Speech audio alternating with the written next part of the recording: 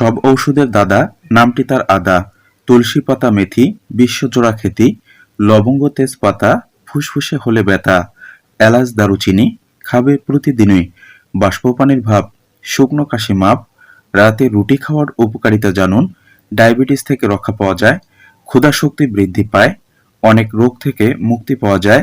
শরীরের বাড়তি ওজন হয় না। চর্বি কমাতে সাহায্য করে।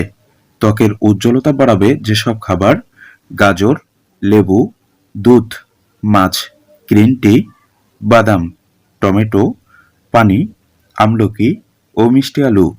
পানি কম পান করলে স্মৃতিশক্তি কমে যায়। সবুজ রঙের দিকে তাকালে দৃষ্টিশক্তি বৃদ্ধি পায়। হিসকি হলে সামান্য চিনি খেলে কমে যায়। টক দই খেলে কোষ্ঠকাঠিন্য দূর হয়। যে কারণে বাচ্চাকে প্রতিদিন ডিম খাওয়াবেন। ডিমে কোলিন থাকে যা শিশুর মস্তিষ্ক বিকাশে সাহায্য করে।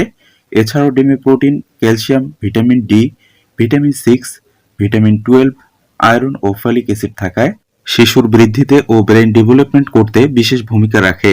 পেটে জমে থাকা চর্বি কমাতে রোজ খালি পেটে একটি লেবুর রস পান করুন। রোজ আনারস খেলে সব ধরনের অ্যালার্জি দ্রুত ভালো হবে। পেটের গোলযোগ ও হজমের সমস্যা দূর করতে টক দই খুবই উপকারী। রোজ একটি এলাচ চিবিয়ে খেলে মানসিক অস্থিরতা ও হতাশা দূর হয়।